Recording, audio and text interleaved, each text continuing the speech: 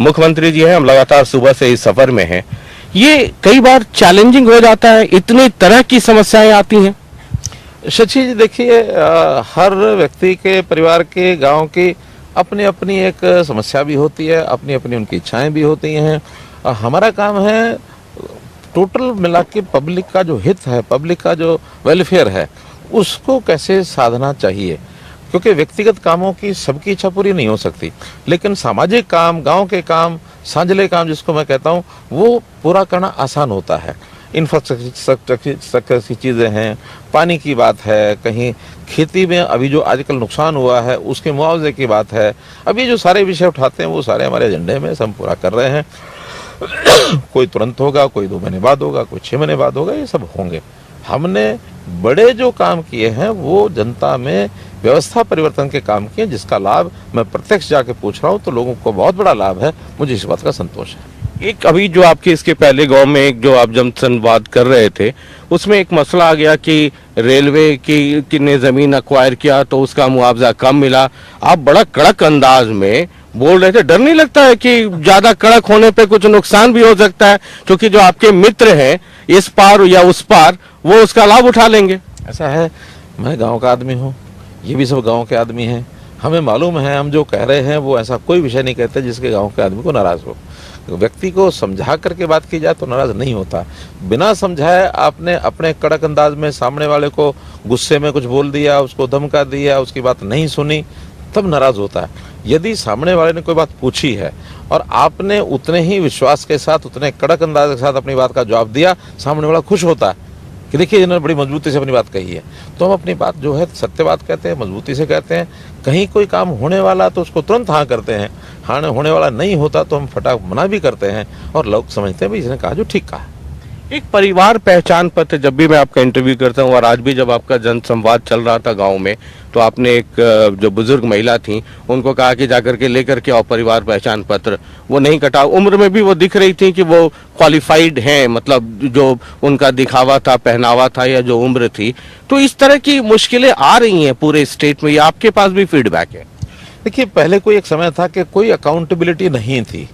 चाहे व्यक्ति जो अपनी सुविधा ले रहा है वो डिजर्व करता है या नहीं करता है।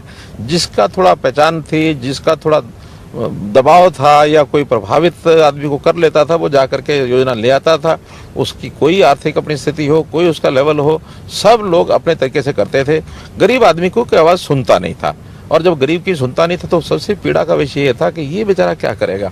हमने एक सिस्टम बनाया, उस सिस्टम में डिजर्विंग को सब चीज़ मिलेगी, जो डिजर्व नहीं करता है उसको हम कहेंगे कि आपको ये नहीं मिल सकती है। ये साहस करने का काम भी और कोई नहीं कर सका, ये हमने किया है। हमने जहाँ 12.5 लाख राशन कार्ड बनाए हैं, वहाँ 8 लाख राशन कार्ड वो काटे भी हैं, और उन लोगों से पूछा है कि जिसके पास पैसा ठीक है, जो इनकम टैक्स पे करता है, जो सरकारी नौकरी करता है, तो इस प्रकार के लोगों के राशन कार्ड कटने चाहिए कि नहीं कटने चाहिए? सब गांव के लोग कहते हैं हाँ कटने चाहिए, गरीब को मिलना चाहिए। हाँ, इस सारी प्रोसेस में जब अकाउंटेबिलिटी का एक सिस्टम बनाया गया, हमने 72 लाख परिवारों के और ये परिवार पहचान पत्र बनाए हैं, जिसमें से लगभग 34 लाख परिवार ऐसे हैं, आधे के लगभग, जो डिजर्व करते हैं कि उनको सहायता मिलनी चाहिए। इतने बड़े सिस्टम में गलतियां भी रह सकती हैं। जो गलतियां रहती हैं उन गलतियों को ठीक करने के लिए हम 1 महीने के अंदर सारी गलतियां ठीक करते हैं। जब हमने दिसंबर में लागू की ये सारी चीज़ें, तो जनवरी के अंदर हमारे पास बहुत शिकायतें आई। हमने कहा फरवरी मार्च में इसको ठीक करेंगे। जितनी शिकायतें थी मैं समझता हूँ 80 से 90% सब ठीक हो गई हैं। एक 5-10% आज भी इक्का दुक्का मिलते हैं। अब इतने सैकड़ों लोगों में सिर्फ एक महिला ने कहा कि हाँ मेरा राशन कार्ड कटा है, मेरी ओल्ड एज पेंशन कटी है। कहीं ना कहीं गलती रही होगी, या तो गलती से उसकी इनकम ज़्यादा दिखा दी गई है, या उसकी इनकम हो सकता है इस प्रकार की हो, क्योंकि परिवार की इनकम को एक स्पष्ट रूप से बताने में भी लोग संकोच करते हैं। हम कहते हैं कि नहीं, जो आदमी गरीब है उसका लाभ दिलाना चाहिए, चाहे स्वयं कोई मांगे या गांव के दूसरे लोग भी सहायता करें कि भाई ये आदमी कमज़ोर हैं, इनको सहायता मिलनी चाहिए। ये एक भावना लोगों में पैदा हो रही है कि गरीब को मिले, और जो साधन संपन्न है, जो ठीक ठाक है, उसके अगर नहीं भी मिलेगी तो कोई अंतर पड़ेगा नहीं। ऐसी ठीक करने के लिए हम तुरंत आदेश देते हैं कि आज इसका पहचान पत्र लो, कल तक इसको ठीक करके बताओ। आप आज दूसरा दिन है, आप घूम रहे हैं, पहला दिन एक हुआ, दूसरा दिन है, आस्ते आस्ते ये और रवा होगा। आपकी सभाओं में जहां जनसंवाद करेंगे तो आपको भी इस बात का एहसास होगा कि पहले दिन जो भीड़ थी दूसरे दिन बढ़ गई है, तीसरे दिन और बढ़ेगी, क्योंकि ये अपॉर्चुनिटी है कि गांव में मुख्यमंत्री आ रहे हैं तो सीधे उनके पास समस्याएं रखी जाए। पिछले गांव में एक नौकरी को लेकर के नौजवान एक दो कह रहे थे कि वो वैकेंसी नहीं आई तो ये वैकेंसी नहीं आई, ये एक बड़ा मसला है। और आपको पता है कि अभी हिंदुस्तान नौजवानों का हिंदुस्तान हो गया, हरियाणा में भी उनकी तादाद बढ़ी है, ये एक बड़ा मसला है। देखिए, जैसे मैंने स्पष्ट कहा था वहाँ भी कि हर नौजवान को सरकारी नौकरी तो मिल नहीं सकती, सरकारी नौकरी बहुत कम होती है। हमारे अगर प्रदेश में 4 लाख नए लोग जिनको काम की तलाश होती है वो हर साल बढ़ते हैं, आते हैं, क्योंकि जन्म दर जैसी है, जन्म की दर लगभग 18 वर्ष की आयु को पार करने वाले लोग हैं। आधे उसमें से ऐसे होते हैं जुट जाते हैं, चाहे व्यापार करने वाले लोग, उद्योग वाले लोग, या अपना कोई इंडस्ट्री छोटी बड़ी चलाते हैं और उसमें कोई दुकान करते हैं, या जिस प्रकार के खेती करने वाले भी हैं, ऐसे प्रोफेशनल कामों में जुड़ते हैं। बाकी सब लोगों को अपनी योग्यता के हिसाब से, पढ़ाई के हिसाब से अवसर उपलब्ध कराना पड़ता है। सरकारी नौकरी मात्र 20,000 ही नौकरी साल की होती है, इससे ज़्यादा होती नहीं है। लेकिन बाकी लोगों को प्राइवेट क्षेत्र में नौकरी मिले, वो स्वयं नए रोजगार खड़े करें। स्टार्टअप की नई नई पॉलिसीज आ रही हैं कि खुद काम करते हैं, उनको साधन उपलब्ध कराए जाते हैं, बैंकों से लोन दिलाए जाते हैं, सरकार भी उनकी मदद करती है, स्किलिंग करा करके और उनका लेवल ऊंचा किया जाता है कि अपना छोटा बड़ा काम कर सके। हमने मुख्यमंत्री परिवार अंत्योदय उत्थान योजना, इस योजना में भी तय किया कि 2 लाख लोगों को रोजगार लायक बनाया जाए, वो हम कर रहे हैं। हमने HKRM के माध्यम से जो आउटसोर्सिंग की नौकरियां हैं वो देनी शुरू किए हैं। उसके साथ प्राइवेट उद्योग को भी जोड़ रहे हैं ताकि हमारे HKRM डाटा जो है, उस डाटा में से अगर प्राइवेट भी कोई उसमें नौकरी के लिए लेना चाहता वो ले सकते हैं। ऐसे सब काम किए हैं। लेकिन इच्छाएं तो इच्छाएं हैं, हर कोई कहता है कि मुझे सरकारी नौकरी मिले, इसलिए ये एडवर्टाइजमेंट नहीं निकली है, वो नहीं निकली है। सरकार में जो आवश्यकता होती है वो एडवर्टाइजमेंट निकलती है। और अब तो हम CET कॉमन एलिजिबिलिटी टेस्ट के माध्यम से ग्रुप C की लगभग 35,000 नौकरियां देने जा रहे हैं। ग्रुप D का भी हम एग्ज़ाम लेने जा रहे हैं, उसमें से भी लगभग 15 से 20,000 नौकरी मिलेंगी। तो ये नौकरियां सरकारी जो है मेरिट पर मिलेंगी, मेरिट के अलावा किसी को नहीं मिलेंगी। और ये लोग बड़ा संतोष व्यक्त करते हैं, सब कहते हैं कि जिसको मिली है मेरिट से मिली है।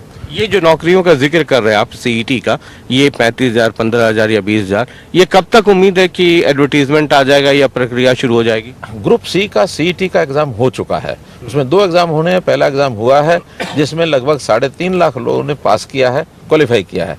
उसके बाद उनमें से नौकरियों के हिसाब से 4 टाइम्स यानी 35,000 नौकरियां हैं तो 1,40,000 जो मेरिटोरियस हैं उनका दोबारा से एक एग्जाम होगा। वो पोस्ट के हिसाब से होगा, हर एक पोस्ट में जो क्वालिफिकेशन होती है उसके हिसाब से। कहीं उसमें इंजीनियरिंग के भी हैं, कहीं उसमें बाकी भी प्रकार की जो विधाएं होती हैं उस टाइप की नौकरियां होती हैं जिसमें छोटा मोटा अलग अलग क्वालिफिकेशन भी होती है। ऐसे ग्रुप्स बना करके लगभग 50 ग्रुप्स में ये सारी 35,000 नौकरियों के लिए छोटे छोटे ग्रुप की और एग्ज़ाम द्वारा होंगे। और मुझे लगता है ये हम मई के महीने में शुरू करेंगे, मई जून जुलाई के अंदर ये प्रोसेस पूरी हो जाएगी। ये जो आपका 1-1.5 दिन हो चुका है, तो मुख्य तौर पे क्या समस्याएं आ रही हैं जब आप ग्राउंड पे जा रहे हैं? लोग क्या दर्द लेकर के आ रहे हैं आपके पास? देखिए, समस्याओं में ग्रामीण क्षेत्र के अंदर खास करके पानी की समस्या ज़्यादा है, पानी की निकासी की समस्या ज़्यादा है। मुख्य रूप से ये चीज़ें हैं। इरिगेशन का पानी कम मिलता है, वो हमको भी मालूम है कि जितना पानी हमारे पास है उतना ही हम दे पाएंगे। हाँ, हम उनको जब समझाते हैं नई नई विधियाँ कि हमने माइक्रो इरिगेशन के जो काम शुरू किए हैं उससे पानी की खपत कम होगी, इसी प्रकार से पानी की रिसाइकलिंग करके उसको रीयूज़ करना, ये भी हम लोगों को बताते हैं, तब उनको लगता है कि ये काम भी ठीक हो रहा है। ज़मीन के अंदर पानी जो दोहन ज़्यादा कर लिया, लेवल बहुत कम हो गया, रिचार्जिंग के लिए कि वर्षा का पानी रिचार्ज करके ज़मीन के अंदर डाला जाए, ये भी लोगों को समझ में आता है। तो बहुत ऐसे विषय हैं जो लोगों को ध्यान में आते हैं। लेकिन धान की बुआई में पानी ज़्यादा खर्च होता है, ये हम अपील करते हैं सबको कि धान की बुआई कम करें, क्योंकि 3 एकड़ पानी जो है वो धान की सिंचाई वाला माइक्रो इरिगेशन करेंगे तो 10 एकड़ में वो पर्याप्त होगा। इसलिए पानी की बचत करना, पानी का प्रबंधन ठीक करना, ये हम कर रहे हैं, लोग संतुष्ट हैं इससे। एक सरपंचों का मसला बहुत जबरदस्त है। पिछली जनसभा में जो आपका जनसंवाद था उसमें मैंने देखा कुछ सरपंच भी बैठे हुए हैं। अब आपके ही पॉलिटिकल पार्टी जो मतलब सरकार में जो अलाइन है JJP, उनके जो दूसरे लोग, हालांकि मंत्री जी तो आपके सुर में सुर ही मिला रहे हैं, लेकिन वो कहते हैं कि नहीं ये गलत हो रहा है, वो लिमिट बढ़ा दीजिए, 20 लाख कर दीजिए। तो जब आप जा रहे हैं और सरपंचों से जब आपकी सीधे मुलाकात हो रही है तो क्या फीडबैक है? आप तो सुने ही हैं सबको, सरपंचों को। सरपंच स्वयं कहते हैं कि आपका स्टेप बहुत अच्छा है, आपने जो लिमिट में रखी है ई टेंडरिंग की राशि जो कोटेशन से करा सकते हैं, बाकी ई टेंडरिंग का विषय सबको पसंद आता है। केवल जिन लोगों को उसमें से कमीशन खानी होती है, जिन लोगों को उसमें से भ्रष्टाचार करना होता है, ऐसे ही सरपंच जो हैं वो उसका आग्रह करते हैं ताकि उसमें से उनकी मर्जी से पैसा खर्च होगा तो अपने तरीके से वो उसको खर्च करेंगे। इसलिए एक पारदर्शी तरीका है। लगभग 6200 में से 5600 सरपंचों ने अपने काम कराने शुरू कर दिए हैं। एक 500-600 सरपंच ऐसे हैं, वो भी जल्दी उस लाइन पर आ जाएंगे, ऐसा मेरा विश्वास है। आपको लगता है कि ये पॉलिटिकली मोटिवेटेड इशू है? ये क्योंकि बहुत पुराना चला आ रहा है, आदतें पड़ी हुई हैं, उन आदतों को रोकना, ये हर आदमी रोकने की साहस भी नहीं कर सकता है। हमने वो साहस किया है और हमने कहा है कि भ्रष्टाचार जो है उसको नहीं पनपने देंगे। भ्रष्टाचार के नाते से जिनको आदतें पुरानी पड़ी हैं, वो कांग्रेस के टाइम की भी पड़ी हैं, तो हम उसको ठीक कर रहे हैं और उसमें मुझे लगता है कोई ऐसी कठिनाई नहीं आएगी, सब उसमें साथ आ जाएंगे हमारे। मतलब कोई रोल बैक नहीं है? 2 लाख से 5 लाख कर दिया लेकिन 20 लाख नहीं होगा? नहीं, कोई मतलब नहीं, कोई कारण नहीं, कोई रोल बैक नहीं है। तो आगे की जो बातचीत है इस गांव के बाद हम करेंगे। और ये देखिए फूलों की वर्षा हो रही है गाड़ी पर, और इस गांव में मुख्यमंत्री जी का कई सारे कार्यक्रम है। ये देख रहे हैं, ये जो मैंने आपसे सवाल किया, अब ये कह रहे हैं कि क्वालिफाई करा दो, मुख्यमंत्री जी को कह रहे हैं। ठीक है, तो ये देख लीजिए इधर फूल की वर्षा भी हो रही है और स्वागत भी हो रहा है मुख्यमंत्री जी का।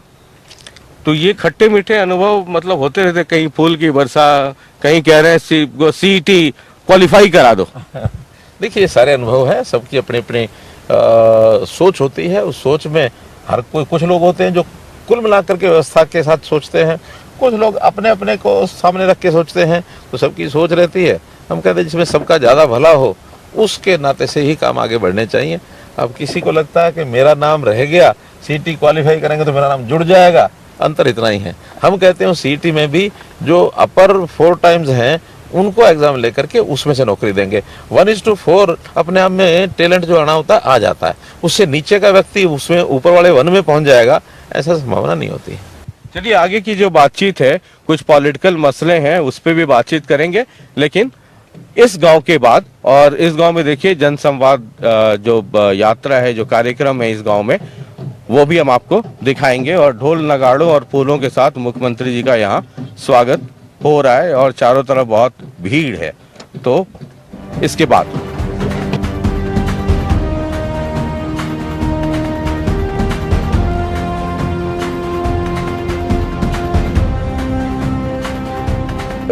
इस गांव में भी एक जन संवाद का कार्यक्रम था।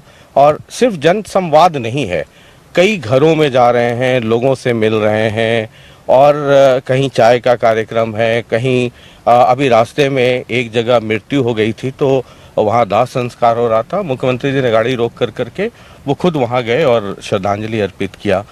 तो ये सब तो दौर चल रहा है सर, लेकिन अब आप जब ये कर रहे हैं तो वो जो मेरी एक लाइन है, बेइंतहा इश्क, वो दूसरे जो खेमे हैं उसमें बहुत खलबली है। कह रहे हैं कि मुख्यमंत्री जी तो पोर्टल वाले मुख्यमंत्री जी थे, अब जब पोर्टल फेल हो रहा है तो मुख्यमंत्री जी को डायरेक्ट कनेक्शन ट्रांसफार्मर में तार जोड़ना पड़ रहा है। ये पोर्टल वोटल सब वाईफाई से फेल हो गया तो मुख्यमंत्री जी को समझ में आया, अब वो कह रहे हैं कि लोगों से मिलो, डायरेक्ट कनेक्शन बनाओ।